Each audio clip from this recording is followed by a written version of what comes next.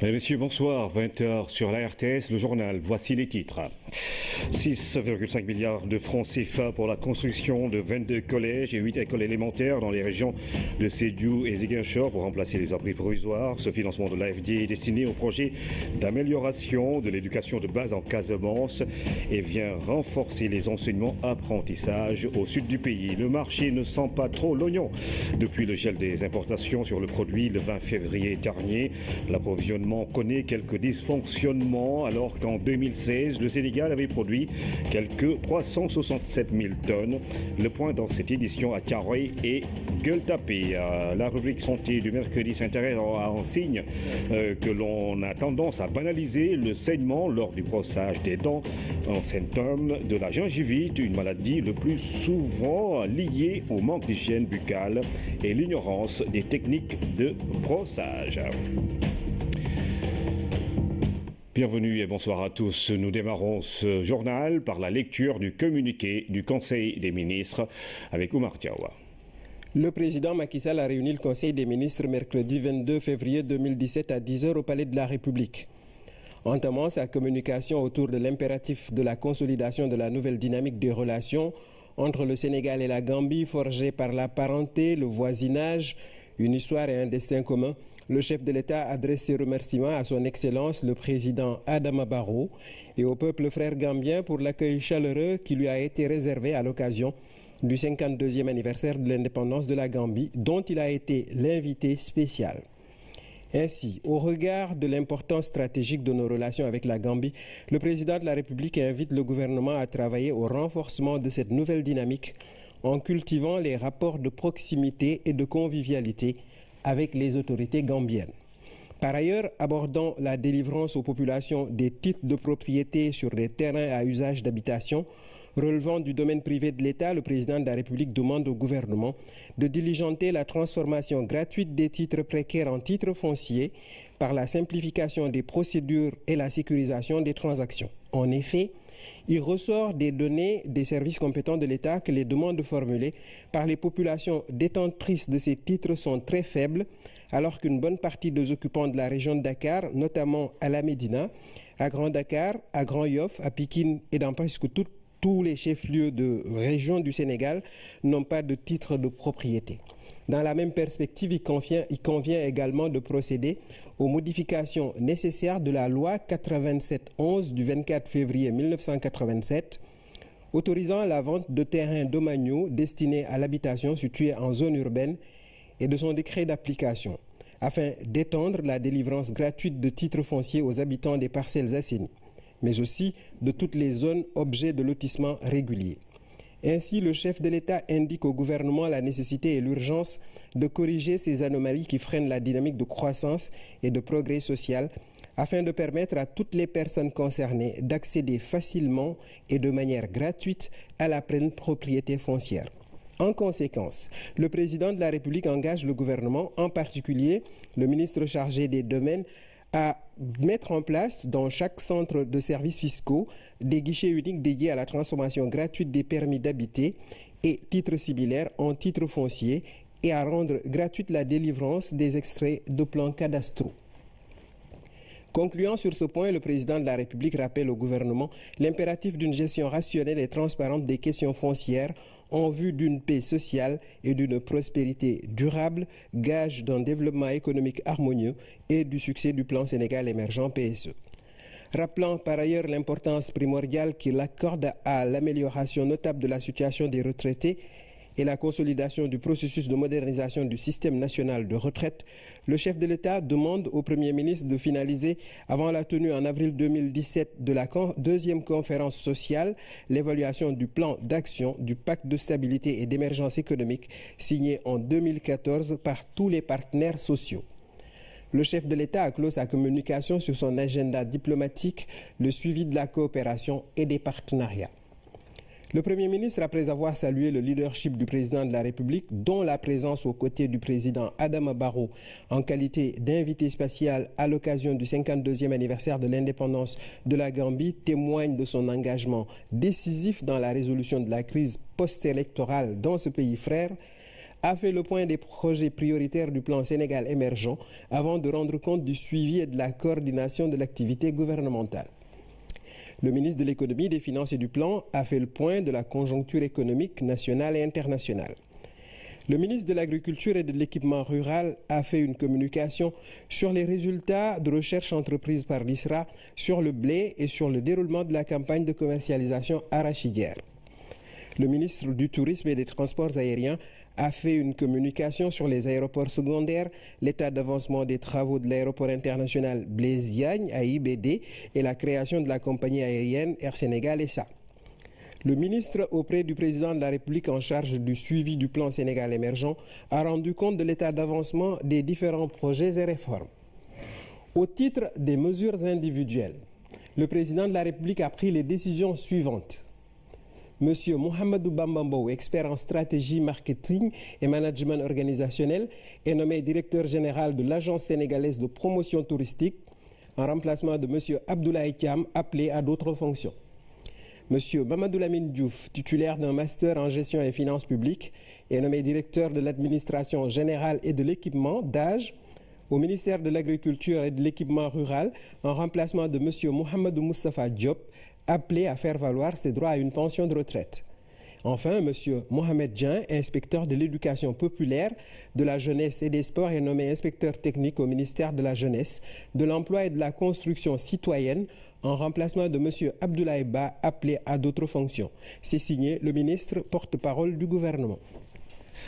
Vous l'avez sans doute noté lors de la lecture de ce communiqué du Conseil des ministres. Le président de la République a pris une mesure forte en Conseil des ministres. Celle-ci consiste à transformer les titres d'occupation en titres fonciers.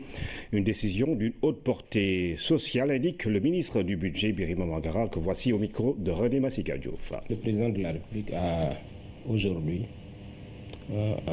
en Conseil des ministres, pris une mesure forte en faveur des populations sénégalaises. Il a engagé le gouvernement à procéder à la transformation, je dirais systématique, des titres d'occupation en titres fonciers. Et comme vous le savez, une loi a été prise en 2011, mais qui n'a pas connu les effets escomptés. Aujourd'hui, il faudra sécuriser les transactions foncières, protéger les investissements et permettre aux familles qui le désirent d'accéder à la pleine propriété de titres fonciers. Car le titre foncier, c'est le droit de propriété le plus achevé. Comme nous l'avons remarqué dans certains quartiers, comme la Médina, Fass, Gueule Tapée, Colobane, Grand Dakar, Grand Yoff, Pikine, Guédiawaye et dans d'autres localités, les populations ont eu à bénéficier de titres précaires et révocables. L'importance de cette mesure aujourd'hui, c'est de permettre aux personnes détentrices de ces titres précaires d'accéder à un titre foncier qui devient un droit définitif et inattaquable. L'importance de la mesure pourrait, s'évaluer sous deux angles. Le premier, c'est la gratuité de l'opération. Toutes les personnes, tous les citoyens qui le désirent peuvent aujourd'hui bénéficier d'un titre foncier sans bourse déliée. Deuxièmement, le chef de l'État a instruit le gouvernement de simplifier la procédure et d'accélérer l'opération. Des mesures opérationnelles vont accompagner justement cette mesure prise en Conseil des ministres, mentionne le ministre du Budget qui parle du caractère révolutionnaire de cette décision. Nous reviendrons sur les contours justement de cette mesure avec le ministre du Budget au cours de cette édition. Cadre de vie, embellissement des villes. Le ministre du Renouveau urbain dans Dakar et sa banlieue, Diène Farba Sarr, a constaté les aménagements réalisés sur plusieurs espaces à Pikine, Guédiawaye, à la Padoue ou à la Sicap Liberté. Le décor change et prend de la couleur petit à petit. Ousmane Doye. Le Sénégal est une vitrine de la démocratie en Afrique de l'Ouest. Le Sénégal où tout un chacun doit se sentir à l'aise avec un cadre de vie décent. Le ministère chargé du renouveau urbain et du cadre de vie suit le plan Sénégal émergent et met les collectivités locales sur les rampes de l'émergence. C'est l'ambition principale du président de la République et du gouvernement, avec à sa tête le Premier ministre Boun Abdallah Dionne, mais aussi avec le ministre du cadre de vie, de l'urbanisme, qui est en train de faire un excellent travail. Je pense que nous tous Sénégalais, nous avons vu ce qui a commencé déjà à être fait à la place de l'obélisque, au niveau de la Padoue, ici à l'entrée de Pikine, à Guédiawaye, un peu partout on est en train de créer les conditions d'embellissement de nos villes. Les conditions aussi d'amélioration du cadre de vie des populations. Au nom des populations, Monsieur le ministre, je voudrais vous remercier pour l'initiative que vous avez de reverdir un peu nos ronds-points, de leur donner âme, de leur donner un sens civique. Et toutes les populations, tous les usagers, tous les gens qui ont un amour de bon vivre, à entretenir cet espace, à en faire un bon usage, vraiment à implémenter les valeurs civiques propres au Sénégal. C'est un cadeau de fin d'année pour les populations de Mermoz-Sacré-Cœur et les populations des Libertés. Et je pense que je peux parler sous le nom de mon collègue, n'est-ce pas, le maire Santi Agne. Je suis sûr qu'il devrait peut-être nous rejoindre, n'est-ce pas, pour visiter, n'est-ce pas, ce bijou, n'est-ce pas, qui sera au grand bénéfice des populations. Après Pikine, c'est Guédiawaye, une autre banlieue dakaroise, de recevoir la délégation du ministre Diène Farba Sarr en tournée sur la banlieue pour constater l'état de suivi des travaux pour changer le décor de la banlieue dakaroise. L'initiative est née sous l'initiative du président de la République, donc impulsée par le ministre à travers notre direction. Ça, on l'a fait ici à Guédiawaye. Il y a 50 jeunes de Guédiawaye qui sont là tous les jours, qui s'activent. La production des pavés, ce sont les jeunes de Guédiawaye et la pose, ce sont les jeunes de Guédiawaye. Donc ça, on l'a fait. Nous, ici à Guédiawaye, c'est pro-humain. Les populations à la base se félicitent de l'initiative du président de la République à travers le ministère du Renouveau urbain. Diène Farba Sarr va les rassurer et leur dire que d'autres perspectives sont en vue pour faire de chaque banlieue un lieu où il fait bon vivre. L'idée que le président de la République a vraiment pour le Sénégal, parce que les projets ne s'arrêtent pas simplement à Dakar, mais c'est dans toutes les régions, dans toutes les villes du Sénégal. Là où nous sommes, vous savez, c'était à l'époque des milieux non fréquentables, parce que c'était une bauge de délinquants, pour vous dire que le cadre de vie est fondamental. Parce que sans cadre de vie, il n'y a pas d'épanouissement. Et s'il n'y a pas d'épanouissement, il n'y a pas de progrès. Tout est lié et donc l'émergence aussi est liée au cadre de vie. Ce que le président de la République a compris vraiment pour mettre en place tout un système. Et vous avez vu que le cadre de vie, ce n'est pas le cadre de vie simplement, mais ça entraîne une grande utilisation de main-d'œuvre. Et vous avez vu que les jeunes qui travaillent à Guédiawaye, au nombre de 50, vous avez vu les chefs de quartier, ceux qui l'ont dit, ils sont très satisfaits du président de la République. Juste après la banlieue dakaroise, cap sur le parc paysager de Cambérène. Ici, l'économie circulaire est plus qu'une réalité. Pour boucler la boucle, la tournée du ministre Diène Farba Sarr s'achève ici à Yoff. Il faut poser la première pierre et annoncer des lendemains meilleurs pour les populations de Yoff qui tous sont d'accord pour cet acquis du plan Sénégal émergent. En visite à Matam, le ministre de la Pêche et de l'économie maritime a annoncé la réalisation prochaine de grandes fermes piscicoles à Canel et Djamel. Omar Gueye, qui a rencontré les acteurs du secteur, a promis d'apporter tout le soutien de son département pour le développement de la pêche fluviale au Mokal Somsal. Gidik mu bokk ci arrondissement bu Kër Momar Sarr mooy bërëb bu. Ce n'est pas le bon reportage, nous y reviendrons dans un instant. Nous parlons justement de cette visite du ministre de la Pêche et de l'économie maritime dans le nord du pays. À présent, de nouvelles infrastructures en vue dans les régions de Sédhiou et Ziguinchor. 6,5 milliards, c'est la somme dégagée par l'Agence française de développement pour la construction de 20 collèges et de 8 écoles élémentaires. Cela devra améliorer la qualité des enseignements-apprentissages dans cette partie du Sénégal. Pape Kolingam. Ces abris provisoires font partie du décor de la carte scolaire dans les régions sud du pays. Mais à bientôt, ils vont disparaître des dispositifs infrastructurels. En effet, le gouvernement du Sénégal, avec l'appui de l'Agence française de développement, exécute un important projet de construction et d'équipement de collèges et d'écoles élémentaires dans les académies de Sédhiou et de Ziguinchor. Ce projet intervient dans les régions sud de Ziguinchor et de Sédhiou. Il devrait permettre, entre autres, de construire 22 collèges et 8 écoles élémentaires complètes pour résorber des abris provisoires. Il se compose de 3 volets. Il y a un volet construction d'infrastructures, construction donc de ces collèges et de ces écoles élémentaires dont j'ai parlé. Un volet amélioration de la qualité des enseignements-apprentissages en intervenant notamment sur les aspects pédagogiques et de formation des enseignants.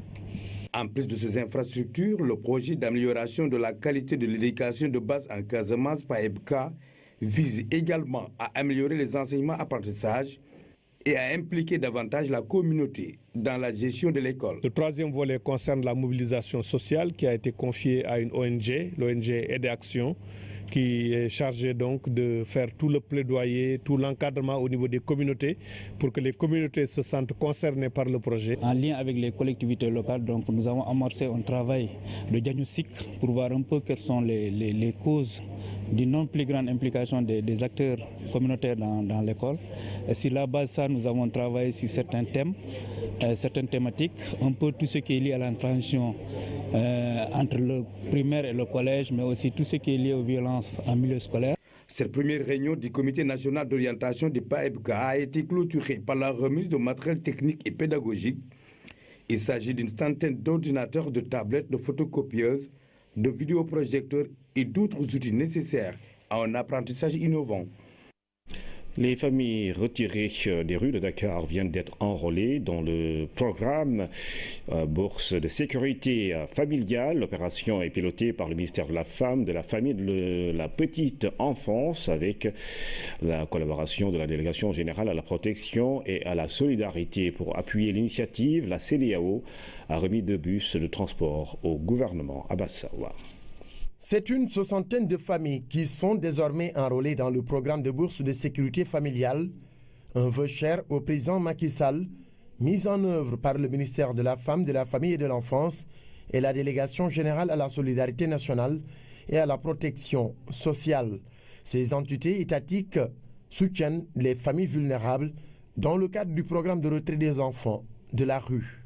C'est pour moi l'occasion de remercier et féliciter très chaleureusement la déléguée à la protection sociale et à la solidarité nationale qui, en application des directives de M. le Président de la République, son Excellence Macky Sall, a mis à contribution toute son équipe pour diligenter dans les délais records cette procédure d'enrôlement et d'attribution des bourses.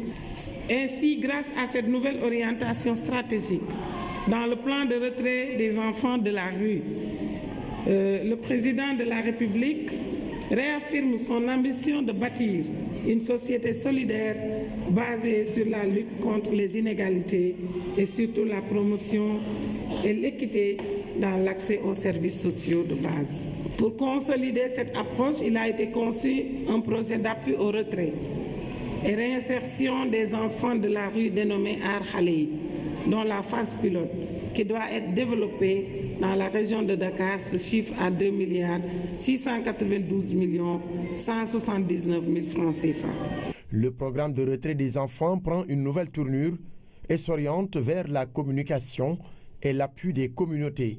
La communauté sous-régionale adhère au projet du Sénégal avec la CEDEAO qui a mis à la disposition du ministère de la Femme ses moyens de transport.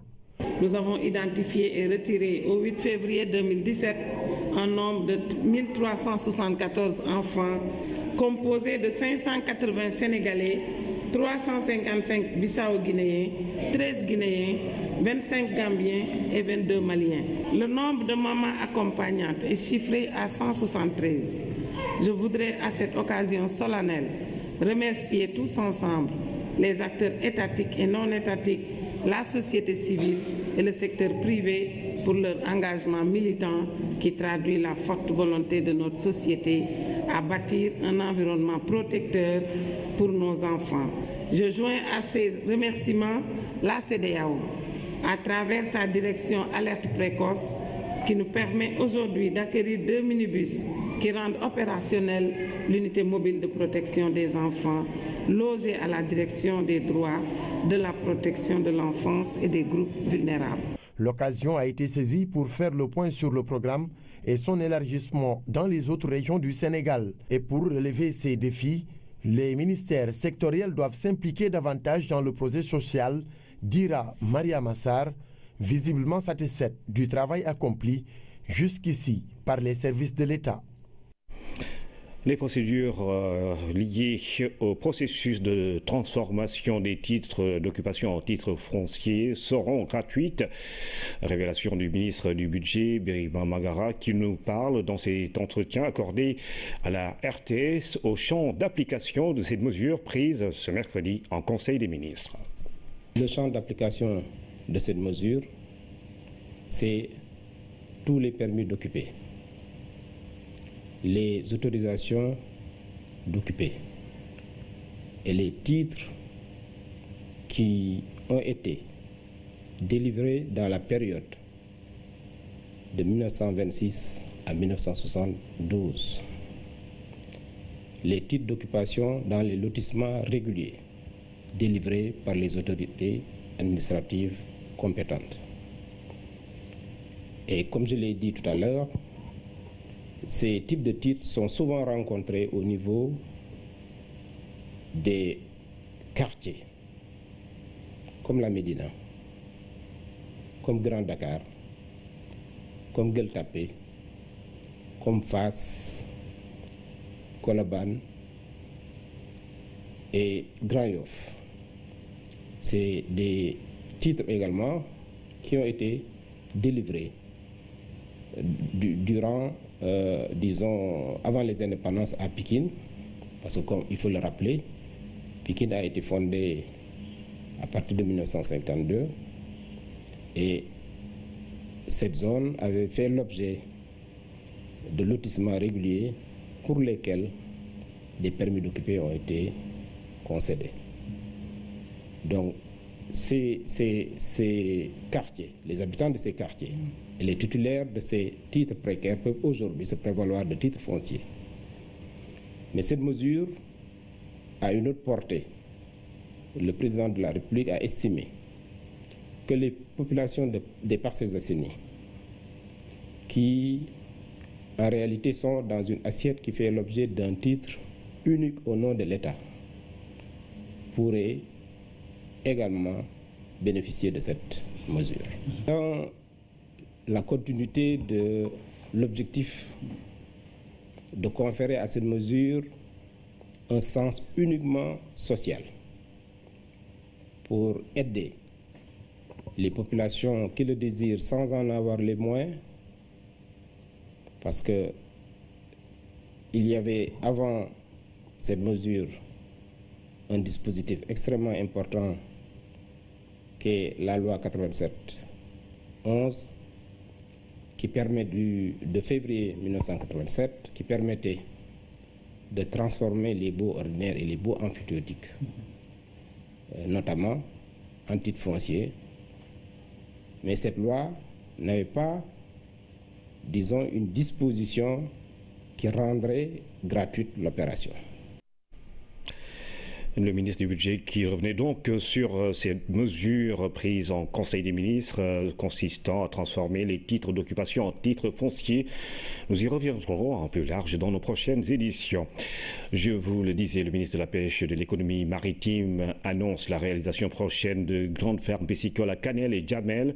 Omar Gueye, qui a rencontré les acteurs du secteur, a promis d'apporter tout le soutien de son département pour le développement de la pêche fluviale. Oumou Kalsoum Sall. À Waoundé, le ministre de la Pêche a visité le site devant abriter un projet aquacole. L'aménagement commencé en 2006 n'a pu être terminé. Une situation déplorable selon Omar Gueye, qui annonce la reprise prochaine des travaux. C'était un vieux projet que nous avions trouvé là-bas Et nous avons pris la décision quand même de terminer ce projet. Nous allons y mettre une certaine somme dans notre BCI parce qu'il était anormal qu'un projet qui avait été initié depuis 2006 puisse rester jusque-là. Donc nous avons pris, nous, la décision de terminer ce projet en attendant d'y voir clair comment ça s'était passé. À développer l'aquaculture dans les zones les plus reculées du pays, une démarche entreprise par le ministère de la Pêche et de l'Économie maritime. À Tchempeng, le site de la future ferme piscicole est identifié. Velingala Fello, aussi dans le département de Ranérou, aura son projet aquacole d'un coût de 220 millions de francs CFA. Ce projet aquacole, à terme, va produire 100 tonnes de poissons par an, avec des cages, une quarantaine, et également va générer des emplois. Chaque projet ici, on aura au moins une centaine de jeunes et de femmes qui pourront travailler et qui pourront avoir des sources de revenus. Pour dire que l'aquaculture, c'est l'avenir de la pêche. Vous savez, cette zone, vous voyez, il n'y a pas d'eau, mais il y a de l'eau dans le sous-sol. Donc nous allons construire un forage. Le ministre a aussi annoncé d'autres projets prévus pour désenclaver cette zone du Ferlo. En venant, nous avons vu quand même l'état de la route. Mais son Excellence, Monsieur le Président Macky Sall, m'a donc instruit également de dire que cette route va être faite dans les plus brefs délais, mais également l'électricité qui va venir. Parce que comme vous le savez, dans la mise en œuvre du PUDC, son Excellence Monsieur le Président Macky Sall, conscient des difficultés qu'il y a, parce qu'ici à Vélingara Ferlo, le président est venu 2 fois avant même d'être élu président. Pendant ces 2 jours de visite à Matam, le ministre a invité les pêcheurs à s'intéresser davantage à l'aquaculture qui, selon lui, constitue l'avenir de la pêche. Les auditeurs, vous les gardez. Lutte contre Ebola. Dakar vient de boucler un symposium international à l'initiative d'un consortium mondial de recherche. Plusieurs sommités scientifiques ont fait le déplacement du Sénégal. La rencontre a permis de montrer le rôle de la communication en direction des communautés, surtout en période d'épidémie. Mais il était surtout question des essais cliniques, comment les conduire et les faire accepter par les populations, quelle doit être la contribution des chercheurs africains. Autant de questions abordées, Oumar Diawa. Plusieurs acteurs de la lutte contre Ebola sont réunis dans ce symposium international. En plus des médecins, il y a des microbiologistes, des pharmaciens, des spécialistes des sciences sociales et de la communication notamment. À mon avis, il faut tenir compte vraiment de ces 2 groupes et de ces 2 domaines importants que sont les communautés et la communication. Celle qui parle d'Ebola avec conviction en a la légitimité et la reconnaissance, un honneur pour le Sénégal. Best Minister Award at the World Government Awards in Dubai recently. Congratulations on that. Beaucoup de progrès ont été faits dans le combat contre Ebola, mais une des certitudes de la communauté scientifique et des chercheurs est qu'une nouvelle épidémie peut surgir. Nous avons appris que le pire pouvait découler, venir juste après le meilleur. En juillet 2014, les aéroports de Freetown, Monrovia et Conakry étaient pleins de monde. Ils quittaient à cause de la peur. On a frôlé le chaos sanitaire dans les pays touchés par l'épidémie et aujourd'hui, on admet que la réponse adoptée vis-à-vis des communautés n'était pas la plus adaptée. It was fear. It was because we had not connected properly. Les gens avaient peur parce que nous n'étions pas bien connectés aux communautés. Nous circulions dans nos voitures blanches avec de beaux habits et les logos de nos organisations. Nous nous considérions comme des humanitaires là où les populations voyaient en nous des militaires conquérants. Aujourd'hui, il est question d'un projet relatif au déploiement, à l'acceptation et au respect des essais vaccinaux en Afrique. Les chercheurs du continent ont une carte à jouer. On parle d'essais cliniques et ça nous a permis aussi de rappeler que les chercheurs africains doivent s'impliquer, que c'est une affaire qui s'est passée en Afrique de l'Ouest. Une affaire douloureuse qui s'est passée sur cette partie du monde déjà tourmentée par plusieurs autres maladies. Plus de 11 300 personnes dont 500 soignants avaient été emportées. Si au plan vaccinal, l'efficacité et l'innocuité sont à rechercher, il faut avant tout gagner la confiance des communautés. La bioéthique, tout en respectant les diversités culturelles, doit reposer sur l'universalité.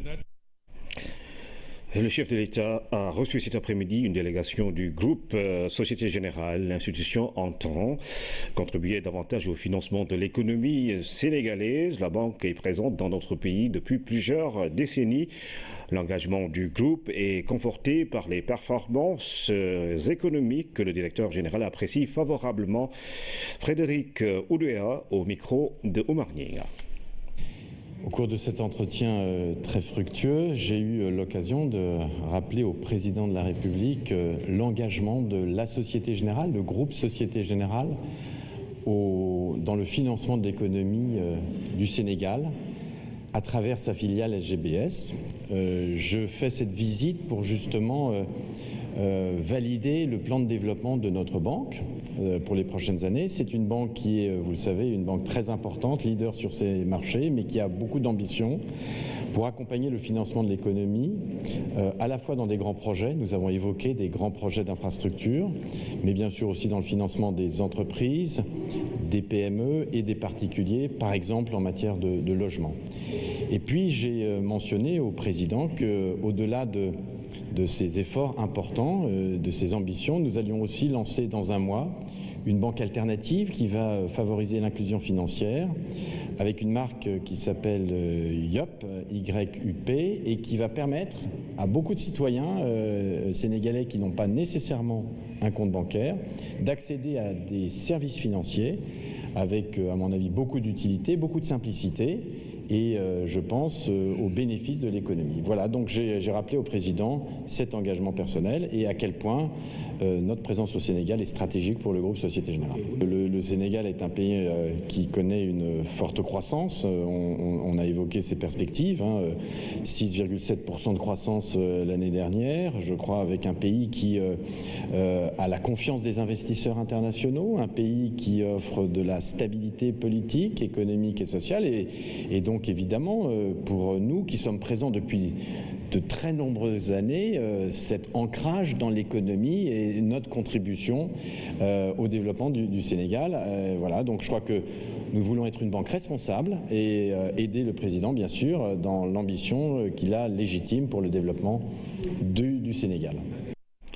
Les entreprises nationales sont les premières bénéficiaires du plan Sénégal émergent. Conviction de Serine Boup, membre du secteur privé national, invité de l'émission Le Point. Le président de l'Union nationale des chambres de commerce et d'industrie du Sénégal salue les efforts en faveur du renforcement du secteur privé national. Le voici. Extraordinaire, on félicite bien le président de la République, féliciter le gouvernement parce que vous savez que le Sénégal a hérité un taux de croissance faible entre 2011 et 2010-2011. Bon, on parle de l'augmentation des cours de pétrole, mais le plus important c'est qu'aujourd'hui on sent qu'il y a un taux de croissance qui augmente de jour au jour. Aujourd'hui, qu'est-ce qu'on doit faire? On doit se glorifier en disant que oui, on est à 6%, ou bien on doit dire que attention, on doit aller au-delà de ça parce que tous les pays qui sont développés aujourd'hui, Chine et les autres, ils sont allés même en 2 chiffres. Mais quand même, c'est quelque chose à encourager. Avec le programme Sénégal émergent, on voit des choses, on voit des investissements, on voit beaucoup de choses qui se passent. Maintenant, le problème, uniquement ce qu'on dit, ce que le secteur privé de dire, est-ce que ce taux de croissance reste à l'intérieur du pays? Oui, Le point sur le rôle et la place du secteur privé dans le plan Sénégal émergent à la veille de la revue annuelle conjointe sur le suivi de la mise en œuvre du PSE à suivre après cette édition. Pour plus d'efficacité dans la lutte contre la coupe de bois illicite, les agents des eaux et forêts de Ziguinchor accordent leur violon avec les différents exploitants. Le contenu de l'arrêté 1408 du ministère de l'Environnement et du Développement durable sur la campagne d'exploitation forestière 2016-2017 a fait l'objet d'échanges afin d'éviter l'exploitation abusive. La rencontre a servi également de tremplin pour revenir sur la mesure prise par l'État sur le bois de Vène. Kaltom Gueye.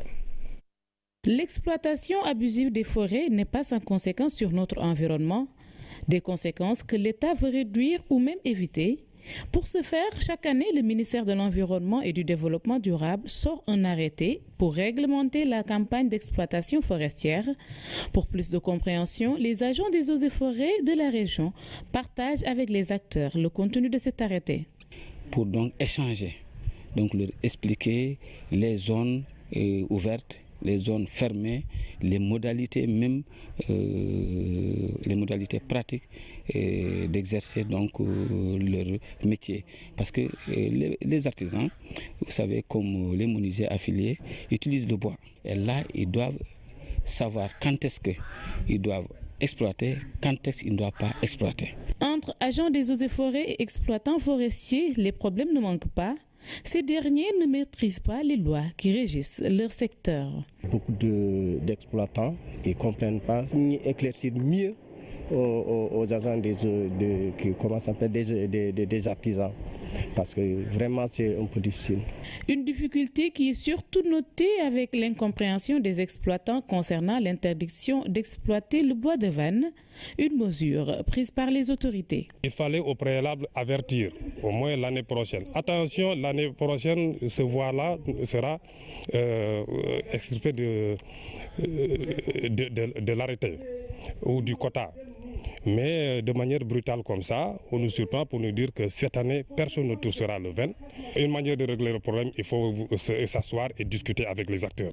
Premier acteur concerné par la coupe illicite de bois, les impliqués dans la lutte pourra réduire considérablement ce phénomène. Les artisans, menuisiers, sculpteurs, piroguiers sont sensibilisés sur les lois, mais aussi sur la réglementation pour conserver les forêts de la Verte Casamance. Anniversaire de la naissance du fondateur du scoutisme ce 22 février. L'événement coïncide avec les 80 ans du scoutisme au Sénégal et les 110 ans du scoutisme international. Une occasion pour parler de ce mouvement très actif au Sénégal, basé sur les principes d'engagement et de bénévolat. L'organisation est une véritable école de la vie pour ses membres. Fanta Badji. Éclaireur toujours prêt à servir. Éclaireur du Sénégal, toujours tout droit. Ils ont fait le serment d'être toujours prêts à servir l'humanité avec une détermination et un engagement sans faille.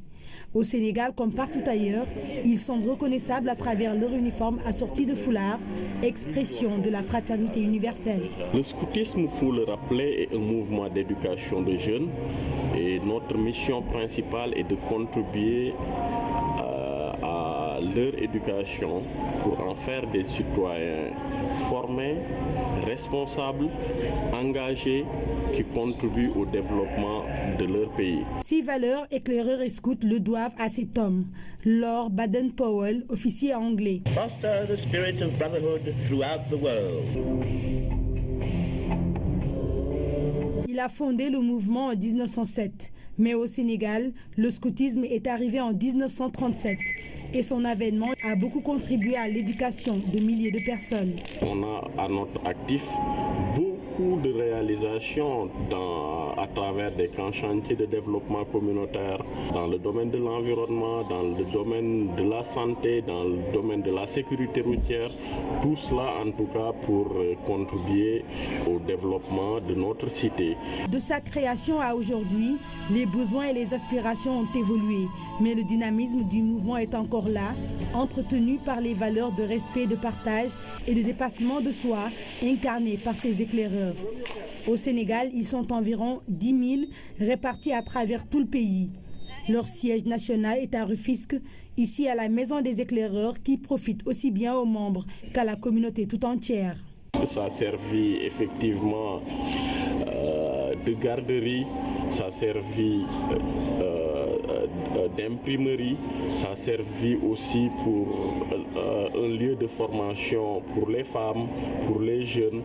On a accueilli dans cette maison des sinistrés, on a accueilli dans cette maison des réfugiés de la Mauritanie, on a accueilli dans cette maison des réfugiés rwandais. Le scoutisme, une véritable école de la vie qu'illustre à souhait cet insigne, représentation de la fleur de lys qui symbolise la pureté et la paix. Cette paix que les éclaireurs et scouts cherchent à répandre à travers le monde pour le bien-être de tous. Le scoutisme qui célèbre ses 80 ans au Sénégal au moment où les Soninké revisitent leur patrimoine linguistique, une communauté minoritaire mais très solidaire. Ils s'investissent pour la promotion de leur langue, de leurs valeurs culturelles et du développement de leurs différentes localités.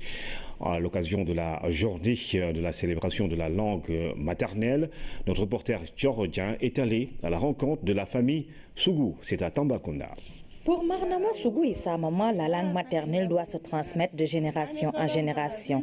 Dans la communauté soninké, ce legs est plus que sacré.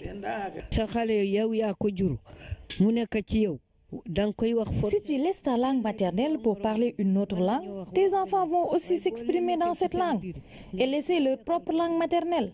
À l'époque, mon mari était affecté en Côte d'Ivoire, mais j'obligeais mes enfants à s'exprimer en soninké.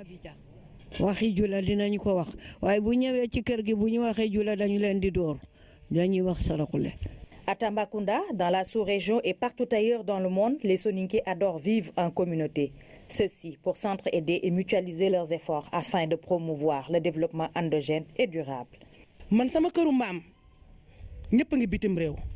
la maison familiale, presque tout le monde est parti en Europe.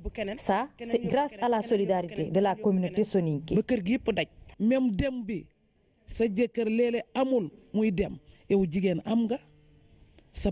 Dans un couple, si le mari ne travaille pas, la femme peut demander une aide à son père ou bien elle-même vendre ses bijoux pour payer le billet d'avion de son mari.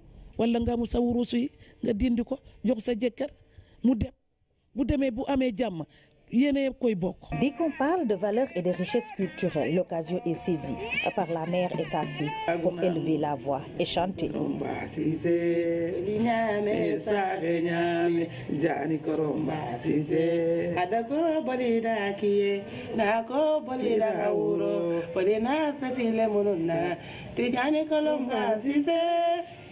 Mon frère a épousé une blanche, mais lors de la cérémonie, on a chanté, on a dansé, elle aussi, et même les membres de sa famille. À Tambacounda, la promotion de la diversité linguistique est plus qu'une réalité, car la majeure partie de la population parle 2 à 3 langues, plus celle maternelle. Une gencive qui saigne pendant le brossage, cela peut bien indiquer une pathologie, la gingivite. Comment éviter cette maladie? Respecter les règles d'hygiène ou maîtriser les techniques de brossage? Dans la rubrique santé de ce mercredi, quelques clés avec Oumou Baldé. Parmi les signes courants de problèmes bucco-dentaires, il y a le saignement des gencives pendant le brossage, un symptôme qui cache très souvent ce que l'on appelle la gingivite. C'est une inflammation de la gencive. Cette gencive-là, elle devient molle. Elle est molle, rougeâtre. Elle est sensible et elle saigne au moindre contact. Au moindre contact, la gencive va saigner. La cause majeure de la gingivite est l'accumulation de la plaque dentaire sur le rebord de la gencive. Une plaque envahie par des bactéries qui vont agresser et provoquer l'inflammation de la gencive. Elle survient quand il y a un défaut d'hygiène. Donc quand on ne se brosse pas bien les dents, il y a une plaque bactérienne qui va rester au niveau de la gencive. Elle va se calcifier et former ce qu'on appelle le tartre. Donc ça va poser ce qu'on appelle la gingivite tartrique. Il y a aussi une gingivite liée à des perturbations hormonales et qui surviennent lors des menstrues. Il y a aussi la gingivite qui apparaît lors de la ménopause. On peut avoir une gingivite avec la prise de certains médicaments, comme les anti-épileptiques par exemple. Quelle qu'en soit la cause de la gingivite, une bonne hygiène bucco-dentaire peut aider à limiter son développement. Cela passe forcément par une bonne maîtrise des techniques de brossage. D'habitude, il faut se brosser 3 fois la journée, 3 fois, de préférence la nuit. Toujours commencer du rouge vers le blanc, de la gencive vers la dent. Faire un geste rotatif. De préférence choisir une brosse bien souple, une table bien fluorée. C'est l'intérieur. Se brosser aussi la langue, faire la même chose vers le haut, du rouge vers le blanc, pendant 3 minutes. Tous les jours, mais de préférence la nuit avant d'aller. En plus d'une bonne hygiène bucco-dentaire, une visite périodique chez le dentiste peut contribuer largement à prévenir les gingivites, ainsi que les autres problèmes de santé bucco-dentaire. C'est l'un des titres de cette édition. Le gel des importations sur l'oignon est entré en vigueur depuis le 20 février. Paradoxalement, 2 jours après, le produit se fait rare dans certains marchés alors que les estimations font état d'une production supérieure à 367 000 tonnes en 2016. Alors, comment se comporte le marché? Le point à Gueltapé et Thiaroye avec Aminata Bengfal. Quelques jours après le gel des importations de l'oignon, le marché n'est pas encore suffisamment approvisionné en oignon local. Le constat au marché Gueltapé des Parcelles Assainies et à Thiaroye est le même. Quelques rares commerçants disposent de l'oignon local.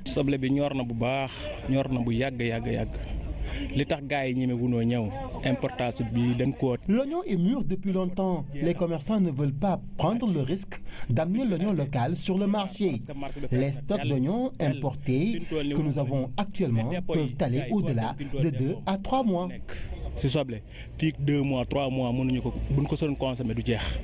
À cela s'ajoute la baisse du prix du sac de l'oignon importé qui est plus prisé, une situation qui ne favorise pas l'écoulement de la production locale. Le kilogramme d'oignon local ne peut pas coûter plus de 50 francs. L'oignon importé coûte entre 4 000 et 5 000 francs le sac et c'est plus prisé. Cheikh Gueye est pour le moment le seul commerçant qui dispose d'oignon local au marché Gueltapé. Pourtant, il a du mal à écouler les quelques sacs disponibles. J'ai actuellement 40 tonnes d'oignons local, mais je n'arrive pas à les vendre. C'est difficile, et pour le commerçant, et pour les producteurs.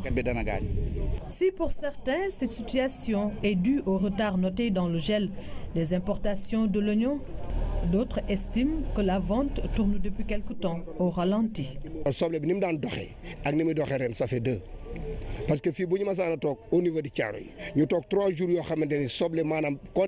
Il y a quelque temps, au marché Thiaroye, on pouvait écouler un conteneur d'oignons importé en 3 jours. Mais ce n'est plus le cas. À cela s'ajoute le Mali qui ne vient presque plus s'approvisionner en oignons au Sénégal.